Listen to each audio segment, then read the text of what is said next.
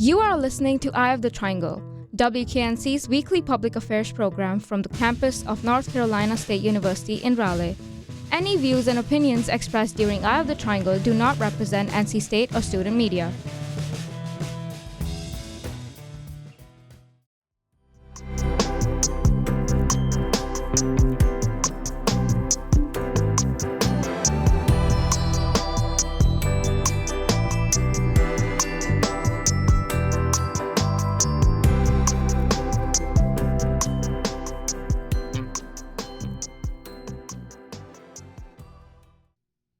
Hello everyone, this is Shraddha Bhatia and I'm the Public Affairs Director here at WKNC. Welcome back to this episode. This week we're exploring two stories that in very different ways highlight the power of art to connect us across borders, across generations, and across time. First we'll hear from Nicholas, who brings us the story of Tunisia 88 Alumni Choir as they embark on their first tour of the United States. Music has long been a force that brings people together, and there's no better example of that than this choir. Nicholas interviews Gimbal Gallagher, the choir's leader, along with the members Amani and Iman, to explore how music can build lasting change within communities and create connection that go beyond national boundaries. Their story is a reminder that harmony isn't just something we hear, it's something we create together. Kimball Gallagher is a Juilliard-trained concert pianist who in 2015 founded 88 International to educate young people on music, often in areas where music education had not existed. Since its inception, the organization has grown larger than most people could ever imagine. It has reached over 200,000 students and is running youth endowment programs around the world. Its biggest success story has been in Tunisia, and now the Tunisia 88 Alumni Choir is embarking on their first tour of the U.S. Kimball Gallagher and two members of the choir, Amani and Iman, joins me now. Mr. Gallagher, thank you for coming on the program. What inspired you originally to create 88 International? Well, it all started back when I was in school and I graduated from Juilliard and I did not have a piano. And one of my mentors suggested that I could ask 88 people to each sponsor one key of the piano because there's 88 keys on the piano. And that was a bit of a turning point for me because I saw music as something that could build community, not just for performance. And that one piano that I got at that time, which is more than 20 years ago now, that became the seed for almost everything that's going on now with 88 International. It's such an incredible story. I've been doing a lot of research into your group these past few days, and one thing that I have seen is how it's through music that has brought everybody together. I think it's interesting that that was the same thing for you. This experiment that you started was especially prevalent in the wake of the 2011 revolution, which kickstarted the Arab Spring. And I think the thing that sprung out to me the most from my research was that Tunisia 88 was founded in 2016, 5 years after the revolution. And I know you first visited Tunisia in 2007, so I wanted to speak about that first. What initially led to you to go to Tunisia?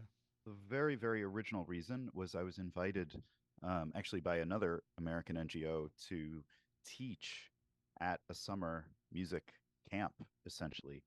And that's when I started to get to know a lot of Tunisian music students, mainly piano students, but also songwriting and a wide variety of other instruments.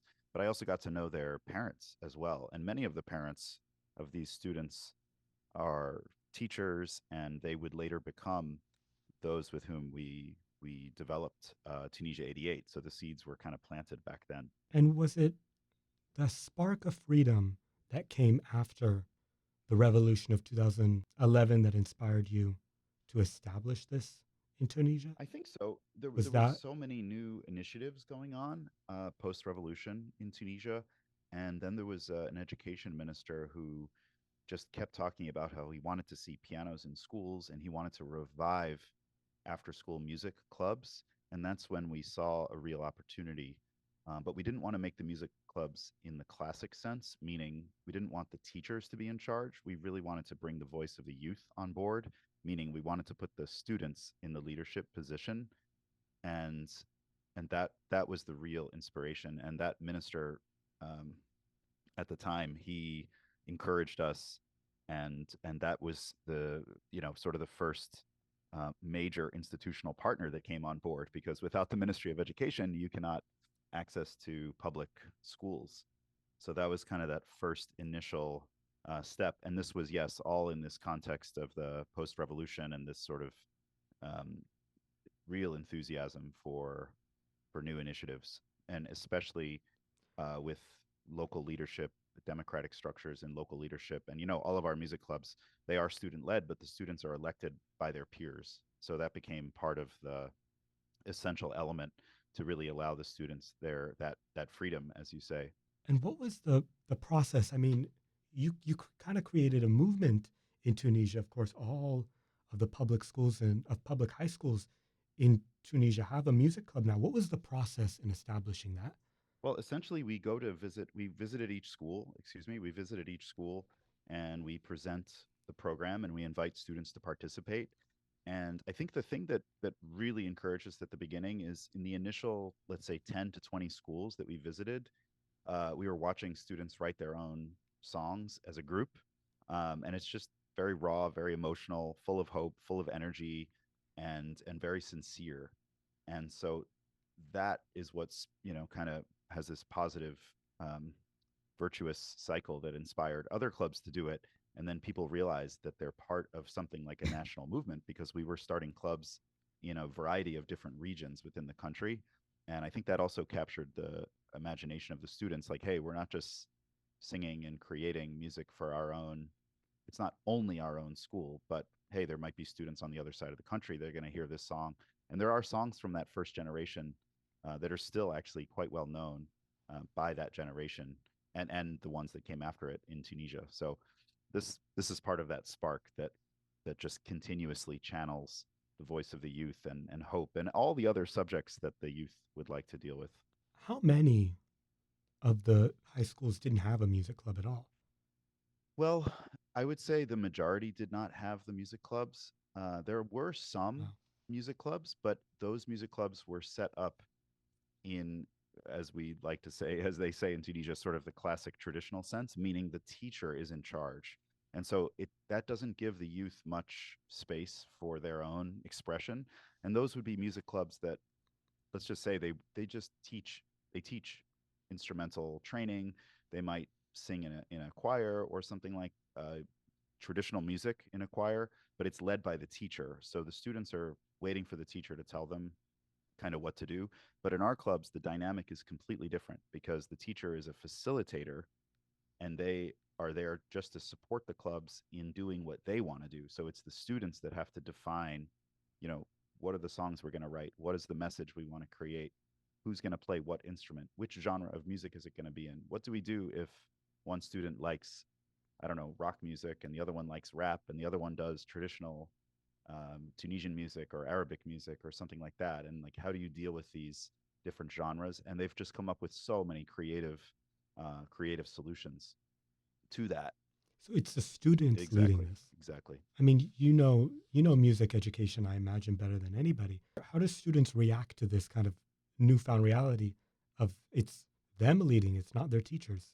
They're just the facilitator. It's them leading what they want to do. Yeah, I think it's a gradual waking up to a sense of responsibility, a sense of possibility, responsibility and possibility, I would say. And then they gradually experience that, what we believe, the conviction that we hold, that music's real power is really connection. And when the youth come together to, have a message and to impact their own community and even lead positive change in their own communities, this is where, we're sort of unleashing just this amazing amount of previously untapped energy. I read that said these music clubs create their own events with the effort of using music, as you said, to have a positive impact on their communities. What do these events look like? They run the range from, let's say, modest events, and I'm sure Imen and Ameni, who've participated in numerous events over the years, because they've been part of Tunisia 88 for uh, I can't even know how many years, many years. Uh, there could be, let's say, modest events inside of schools, even part of school ceremonies. Maybe the club will get up and perform their song. And it also leads to, let's say, mid-size events. Maybe down the street from the school, there's a small cultural center or a cafe or something like that. And then students may organize their concert outside of the school. And then there's sort of a wider audience. But it also gets even more ambitious than that. There's a lot of clubs that have chosen to collaborate with clubs from other cities. And this is sort of a more grandiose level of effort. But they would be seeking to make, I would say larger events, and the audience is in the hundreds of people. And that might be at, some of them are even at outdoor venues or at cultural centers of different types. But we do encourage the clubs to seek out really any space at all that could receive a concert. There's the traditional spaces like cultural centers or music spaces, but there's also, numerous other possibilities. Some clubs even did concerts at orphanages and things like that. Could I ask our wonderful choir members joining us now, how has music inspired you? For me, music is a sort of expression. Like I had a big problem like to show my emotions to people and express my feelings, and music was the tool to do this. And I find a safe place to be in Tunisia 88 clubs or choirs, and I just found many friends, many good friends, and we became like a family, and that really made me feel comfortable to um, to show up and express my feelings and to share my music with with them. So this is it. And then what about you? Yeah, actually, I'm going to add something on what Emily said because I totally agree with what she said. Music is really was and is a way to express ourselves. Tunisia 88 gives us space to actually like get out of our comfort zone and just express ourselves out there in the public, write our own songs. Like as amateurs or as professionals, it was very good to be part of something this big. Actually, in my case, this opportunity gave me inspiration on what to follow even in my professional life, not only in the musical aspect, but also like I chose a career that is related to what my experience was in Tunisia 88. For example, the leadership part during the clubs in high school. Um, m- Gave me like an idea on the fact that I really love people management. So I even followed HR for my master's degree and I work in HR now. So it's really helpful for all of us to even discover ourselves and look at life from different perspectives, musically and even personally and professionally. That's so interesting. So this is not just inspiring a possible music career or a love of singing or playing instruments, but your entire adult life. Exactly. Yes, that's the point. Yeah, it's interesting, Nick, the students that we have in the program over the years, approximately 7,000 have been through the program. And on this tour, we just have 26. And this is a choir tour, and these are members who were in clubs at the time. But I just wanted to underline that idea that just a rough estimate, we don't have all of the statistics, but maybe 5% of them have gone on to music studies in their university. But the other 95% are doing really a wide range of careers, everything from medicine, engineering, communications, sound engineering, entrepreneurial initiatives, geopolitics, HR, management, like Emen. I can't list all the careers, but they've all Yeah. had meaningful experiences with the program at the same time and continued. So, yeah, do you think that this is not just inspiring, you know, a love of music, but this is allowing students to realize their own freedom, to realize their own occupations in life, especially coming from a country where, it's possible that that might not have not been available to them. We hope so. This is really one of the main purposes of the program, the general empowerment and development of many facets of the people who are participating in the clubs. Often we get testimonials from parents sometimes even formal ones, and also informal ones. And we hear frequently, I remember after one concert, this mother running up to me, a mother of one of our participants, and she was, talking about how her daughter used to be very shy, very withdrawn, very sort of self-doubting, unsure of herself. But then as she spent more time in the music club, she not only started singing and performing, but she just brought a higher level of energy to basically everything in her life. And mother was telling me things like, "You gave my daughter back to me," and it's very touching, and increasing her confidence, being part of a larger community. And then everything happens. They have sincere friendships are developing, and Yeah. grades are improving, and I think families like this. So yeah. So, what are you guys most looking forward to about your tour itself of the East Coast? Actually, we are here to spread very good quality of music with different people. The tour actually has, I mean, the album that we are singing has a very large variety of songs. For example, we are singing songs that are student made from Tunisia, from different regions. We are singing songs from Gambia 88, from Morocco 88, from Senegal and 88, and we are also singing classical songs in Latin, in German, and even American songs. So it's a large variety. We're very excited singing these songs and meeting all these new people who are interested to know more about us and about the music that we are delivering. I'm gonna add something to what Iman said. So, other than like representing Tunisia International 88 programs and the like large program that we're singing, I just want to say that this choir is very special because we have like such a unity and a bond that we want really people to feel and um, to understand that many people around the world, like in other countries, are like doing great job and are trying to deliver what music um, represents to them, and to of course like show more about our culture, and this is it. Like we want really to make people understand like what music like change, how music like changed us as human beings. And I'm always like saying to my friends that we are one, like all of us are an identity for our country and for ourselves, and of course for International 88. I can't think of a better way to end this segment by just saying what you just said. We are all one. That's incredible. It's been such a joy to talk with you guys today. Thank you Thank you guys so so much, much. Nick.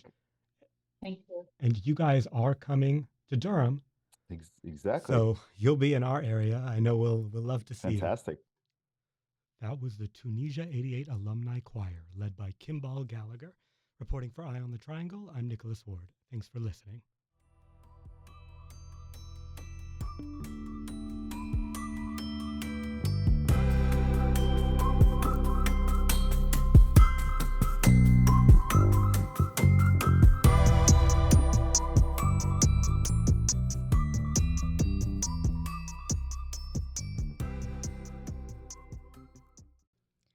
Next, Evie takes us to the North Carolina Museum of Art, where ancient art curator Caroline Roocheleau shares insights into the role museums play in preserving material culture and making history accessible. Through her lens of archaeology and art history, we're invited to think about how civilizations are connected across eras, and how what we create today may become the artifacts that define us tomorrow. She also reflects on how contemporary art continues to shape not just how we see the present, but how future generations will understand it. Together, these stories center on connection through music, through history, through shared human experience.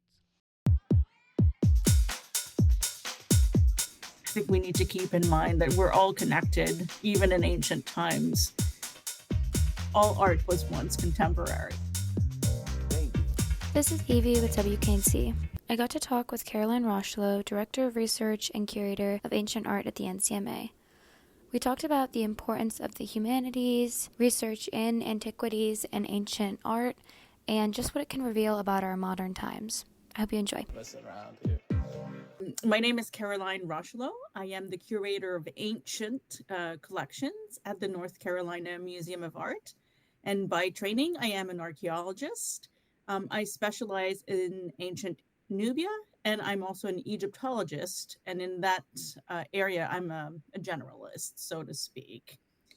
Oddly enough, I started my interest in ancient Egypt started when I was a child. I had wonderful history teachers. And Egypt is always one of those topics that is taught, at least where I come from in Canada. And when we traveled abroad as well. And that was really something that just piqued my interest as a child, that you have these ancient cultures that have monuments that have survived. And to me, that was super interesting. And by default, I sort of got interested in Greece and Rome as well because of that, all the monuments that you have in Greece and Italy. And my interest in Nubia is later what became the thing that drove me to a career in Egyptology. As a teenager, I used to read my dad's National Geographic magazine, and there was this one volume that talked about the monuments of Nubia being rescued from the waters of Lake Nasser. And that to me was impressive, that like the monuments were cut up and taken out and then reconstructed later on. And we're not talking like small things, we're talking rock cut temples, and how if humans put their minds and hearts together, they could do really great things. So that was sort of my introduction to the ancient world. Basically the Nile Valley and a little bit of the Mediterranean was through grade school and high school, these opportunities that I had with these great teachers. As a child, the first museum I remember visiting was the Egyptian Museum in Cairo, which I know means that I was very fortunate, and I had opportunities that perhaps not other little kids my age had in my hometown. But that really had an impact on me, the fact that museums were the stewards of antiquities and other kinds of objects, and that's how they could be preserved, especially if they're small or portable. I say portable, but there's huge statues as well, that they're not just like out in the environment where they can be taken away or destroyed by water, rain, things like this. So like museums as the place to go to learn about different things, ancient cultures that no longer exist except in their materiality, basically, was something that drew me, I think, to the museum world in general much later on. I know that museums have difficult histories to tell because of colonialism, how collections were acquired and things like this. And museums are working really hard today to decolonize museums and tell different narratives and different stories. And you see this throughout history, how things adapt with the culture, with the times, with the new ways of thinking and things like this. And this also applies to works of art, how we display them. A good example of that is the statue of Bacchus at the Museum of Art, where there's a whole publication about this. It's I'm going to try to make it very short and brief. But when we started looking at this particular statue, we're going back through our files, documentations that we had about this particular object. And it was really obvious that back in the 60s, the museum wanted to remove the antiquities from what was the whole, but the rest was not ancient. So there was really a focus at that time to display only the genuine ancient portion of that statue, meaning the torso and the head. They're both antiquities from two different sculpture, and that was the goal. Um, we did a lot of research, and there was history that sort of popped up as we were doing this, and we wanted to keep the history, and the history was really about that torso with those legs that were not ancient, the arm, the left one, also not ancient. Um, but we had tracked the history of the statue to 1830 something, and we wanted to preserve that history. So instead of de-restoring, which was the original plan, we decided to re-restore because the statue, the head had been removed, and the original plan had never come to full completion. And we changed our minds because of structural analysis issues, but also because today, that's not how we're thinking. We don't want to remove the antiquities from their whole because the rest of the composite sculpture is also part of the history. So why would we just select different histories that we find more important than others? So we reconstructed the whole statue and even gave it a new arm because we knew what it looked like from publications. So that just kind of showcases within the last 50 such years how museums have thought of antiquities, what's the best way to display them, but also thinking about the visitor. Would a visitor understand when you just have fragments? A scholar might, a student who's studying in this field might, but the average visitor might not. So how do we interpret this material? I think that statue is a really good example of that. I find when you start looking at ancient cultures, just the fact that they survive is the material culture has survived, even if it's just a tiny little part.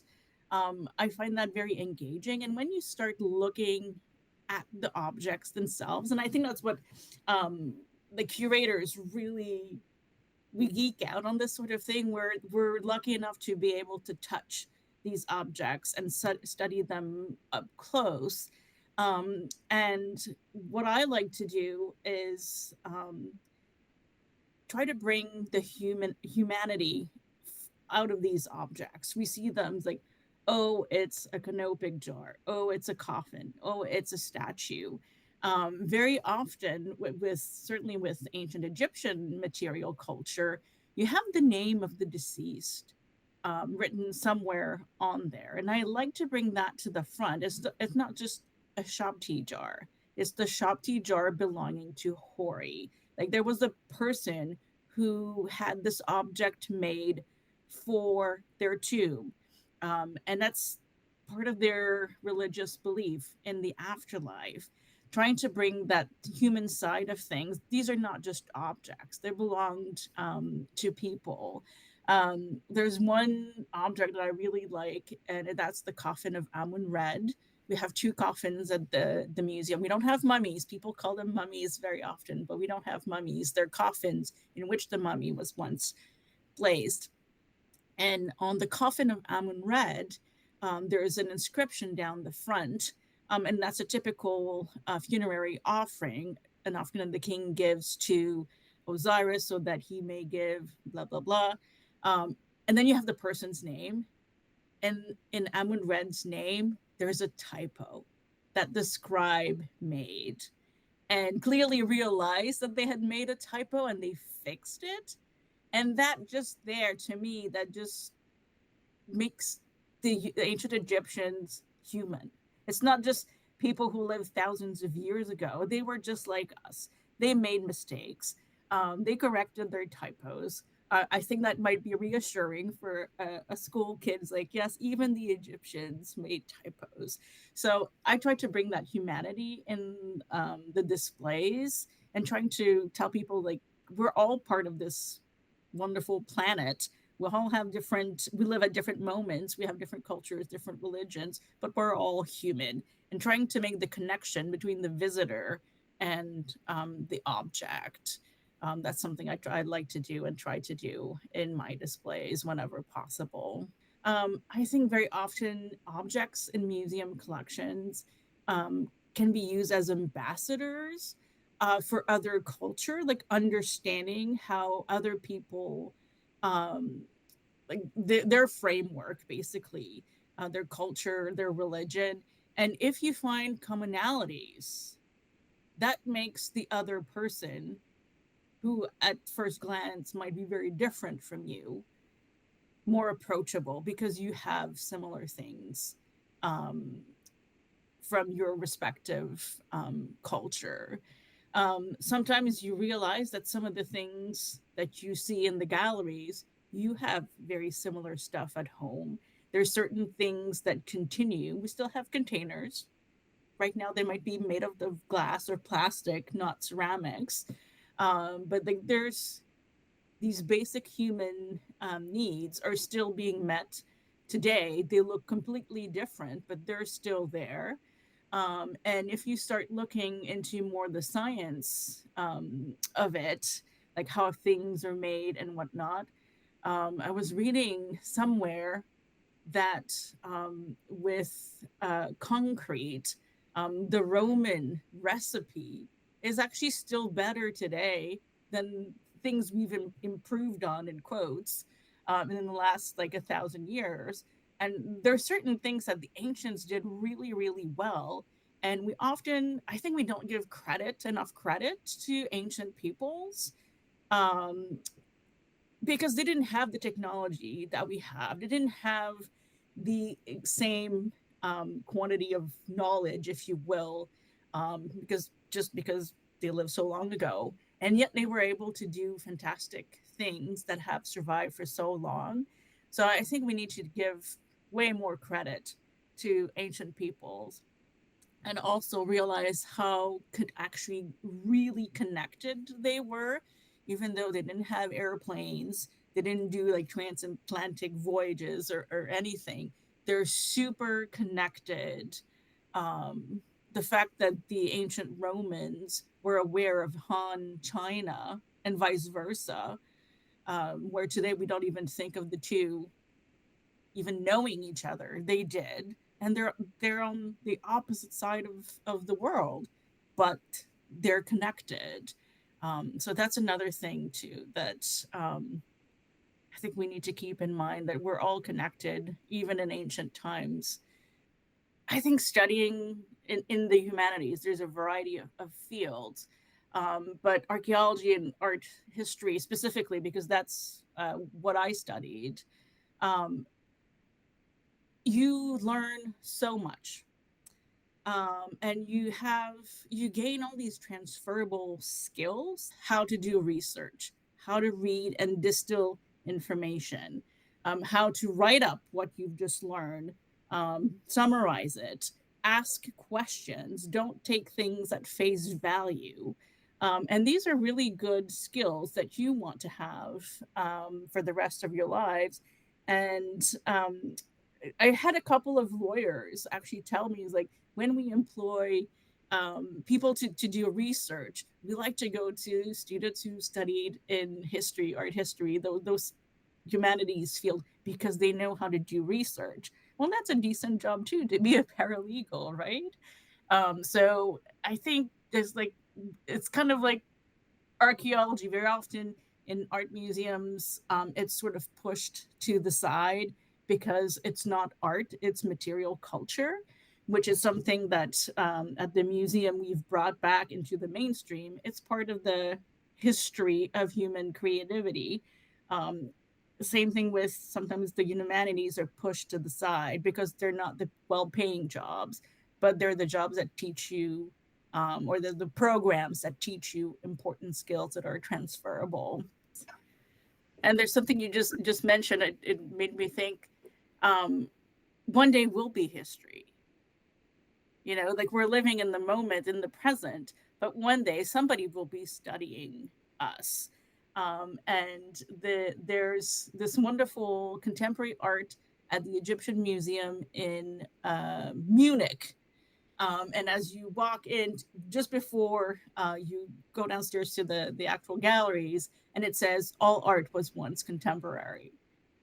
Ancient Egyptian at some point was contemporary art because that was their moment, their time. So today we're living in the contemporary world. One day we will be history. This has been Evie with WKNC. Editing and producing by me, and music by Samuel Shepard. Thanks for listening. See you next time. And with Valentine's Day this weekend, it feels especially fitting, whether you're spending it with friends, family, or someone special, or just taking time for yourself. I hope you find moments that remind you how powerful connection really is. And to someone who recently told me that they've been keeping up with every episode, yes, I heard you. And yes, I appreciate it. Thank you. The music you heard in the story was Spatial Entanglement by The Grey Room, licensed through the YouTube audio library. Thank you for listening. Ba-da-ba-ba-ba. This has been Eye on the Triangle from WKNC 88.1 FM HD1 Raleigh. Our theme song is Krakatoa by Noah Stark, licensed under Creative Commons. To re-listen to this or any other episode, visit wknc.org/podcast or subscribe wherever you get your podcasts. Thank you for listening.